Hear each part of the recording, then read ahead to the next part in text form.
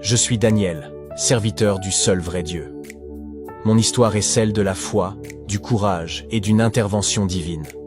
De la fosse au lion au cours des rois étrangers, ma vie a été un témoignage de la puissance et de la fidélité de Dieu. Voici mon histoire.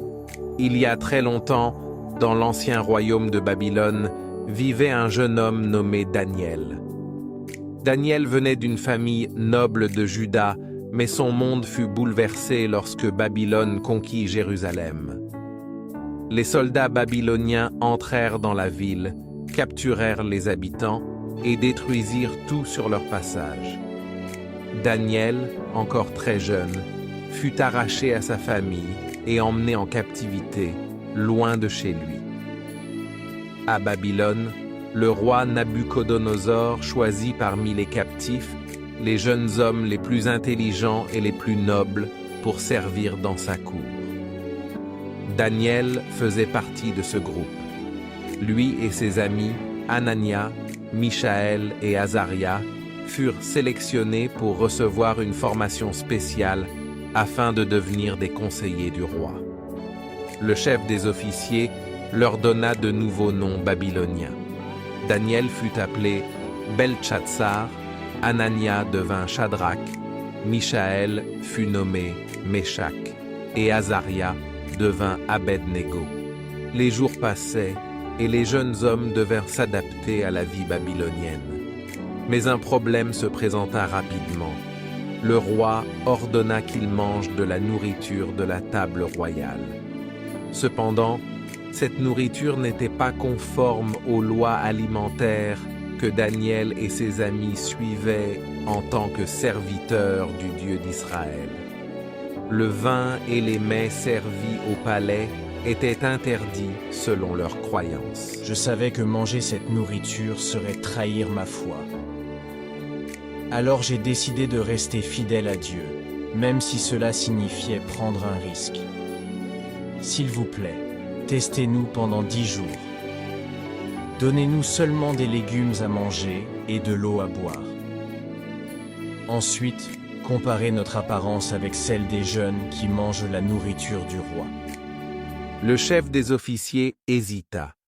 Il craignait que Daniel et ses amis deviennent faibles et malades, ce qui pourrait lui attirer des ennuis. Mais Daniel insista, et finalement, le chef accepta de les tester pendant 10 jours. Pendant ces 10 jours, Daniel et ses amis mangèrent uniquement des légumes et burent de l'eau. Ils prièrent chaque jour, demandant à Dieu de les fortifier. À la fin de la période d'essai, quelque chose d'extraordinaire se produisit. Daniel, Shadrach, Meshach et Abed-Nego semblaient plus en forme et plus forts que tous les autres jeunes hommes qui mangeaient la nourriture du roi. Voyant cela, le chef des officiers leur permit de continuer à suivre leur régime.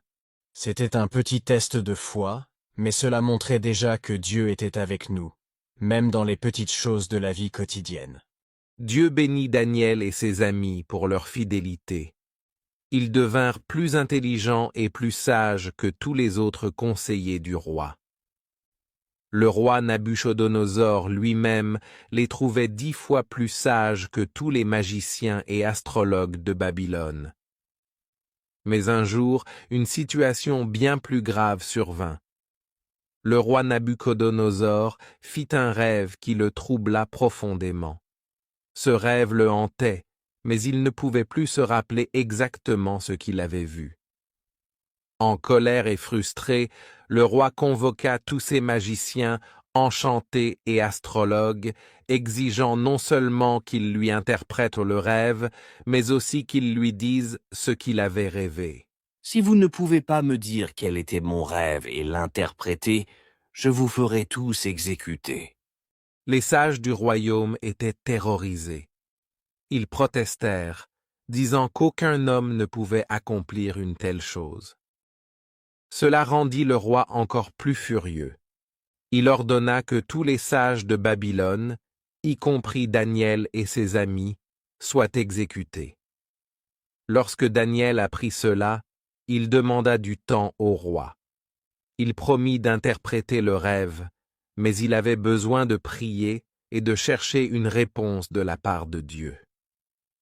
Cette nuit-là, Daniel et ses amis prièrent avec ferveur, demandant à Dieu de leur révéler le rêve et son interprétation. Ô Dieu du ciel, toi seul peux dévoiler les mystères cachés. Aide-nous dans ce moment de besoin. Dieu répondit à leurs prières. Dans une vision, il révéla à Daniel non seulement le rêve du roi, mais aussi sa signification. Le lendemain matin, Daniel se présenta devant le roi Nabuchodonosor. Ô roi, il n'y a aucun homme qui puisse révéler les mystères que vous avez demandés. Mais il y a un Dieu dans le ciel qui révèle les secrets. Voici ce que vous avez vu dans votre rêve. Daniel expliqua que le roi avait vu une grande statue. La tête de la statue était en or pur, sa poitrine et ses bras étaient en argent, son ventre et ses cuisses en bronze, ses jambes en fer, et ses pieds étaient un mélange de fer et d'argile.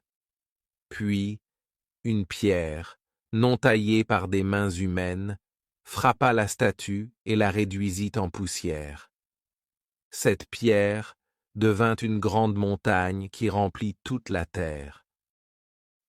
La statue représente 4 grands royaumes qui vont se succéder. Vous, ô roi, êtes la tête en or. Après vous, viendront d'autres royaumes, mais aucun ne sera aussi puissant.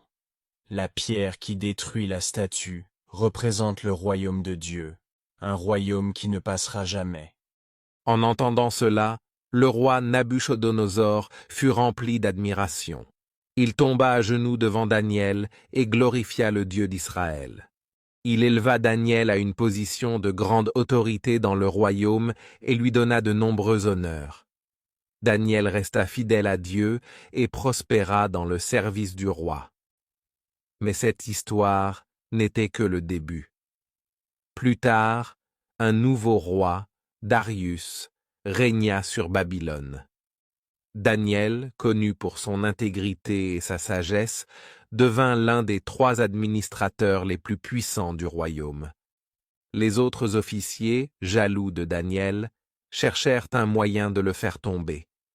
Ils convinrent entre eux que le seul moyen de piéger Daniel était d'utiliser sa foi contre lui. Ils convinrent d'un plan sournois et allèrent voir le roi. Ô roi, publiez un décret pour que pendant 30 jours, nul ne puisse prier à un autre Dieu ou homme que vous.